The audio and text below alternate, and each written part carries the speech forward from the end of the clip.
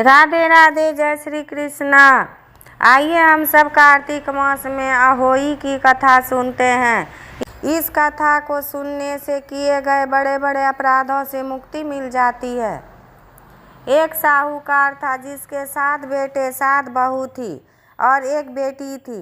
साथ मिलकर मिट्टी लेने गई। मिट्टी खोदते समय ननद के हाथ से स्याऊ का बच्चा मर गया। स्याऊ माता बोली कि मैं तेरी कोख बांधूंगी।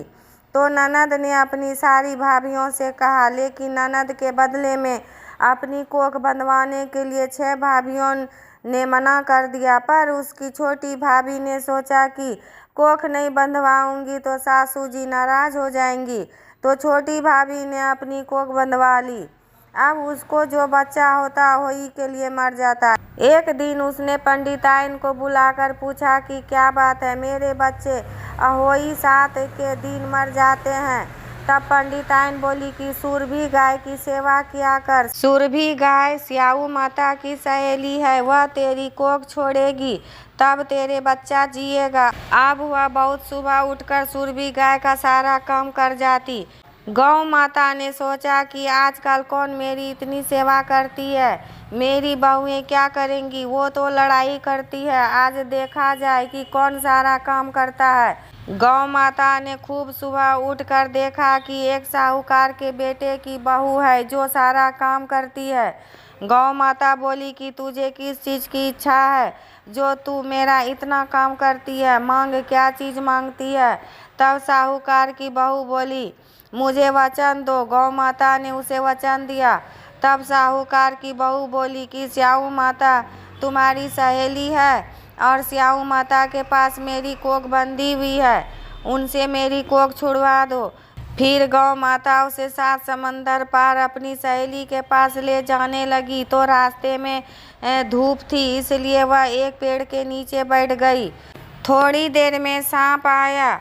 पेड़ पर गरुड़ पंखनी का बच्चा था जिसे वह डसने लगा। तो साहूकार की बहू ने सांप को मारकर डाल के नीचे फेंक दिया और बच्चे को बचा लिया। गरुड़ पंखनी आई, आकर साहूकार के बेटे की बहू को चोंच मारने लगी। तो साहूकारनी बोली कि मैंने तेरा बच्चा नहीं मारा, सांप तेरे बच्चे को मार रहा था, मैंने तो तेरे बच्चे को छिपाया है। तब गरुड़ पंखनी बोली, मांग, क्या मांगती है। वह बोली कि 7 समंदर पार स्याऊ माता रहती है, हमें तो तुम उनके पास पहुंचा दो। गरुड़ पंखनी ने अपने पीठ पर बैठाकर दोनों जनों को स्याऊ माता के पास पहुंचा दिया। स्याऊ माता बोली कि आ बहन, बहुत दिनों बाद आई। और स्याऊ माता बोली, मेरे सिर में बहुत जू हो गई है। तो गौ माता बोली कि मेरे साथ जो है इससे जू निकलवा लो।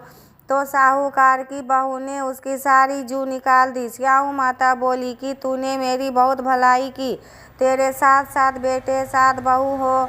बहू बोली कि मेरे तो एक भी बेटा नहीं है, 7 बेटे कहाँ से होंगे। स्याऊ माता बोली, क्यों नहीं होंगे। तब वह बोली, मुझे वचन दो। तो स्याऊ माता बोली, वचन ये वचन उकौ तो धोबी, कुंड पर कंकरी हो। जब साहूकार की बहू बोली, मेरी कोख तो तुम्हारे पास बंधी हुई है, तब स्याऊ माता ने कहा कि तूने तो मुझे बहुत ठगा। मैं तेरी कोख खोलती तो नहीं, लेकिन अब खोलनी पड़ेगी। जा, तेरे घर में तुझे 7 बेटे बहू मिलेंगी। तू 7 उजमन करिए, 7 अहोई माता, 7 मांडियो, 7 कढ़ाई करइयो।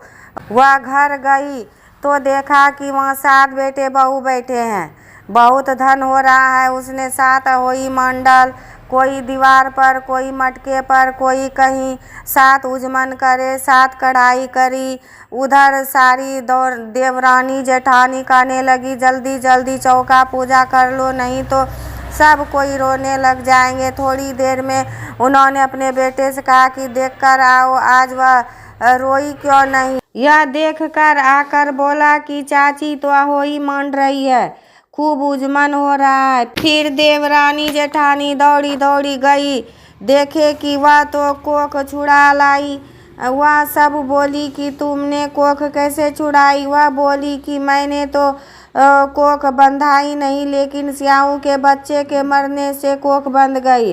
अब स्याऊ माता ने मुझ पर दया करके मेरी कोख खोल दी। हे स्याऊ माता, जैसे साहूकार की बहू की कोख खोली ऐसे ही हमारी भी खोलना, सबकी खोलना, हमारे सारे परिवार की खोलना। इति अहोई की कथा समाप्त हुई। राधे राधे। जय श्री कृष्ण।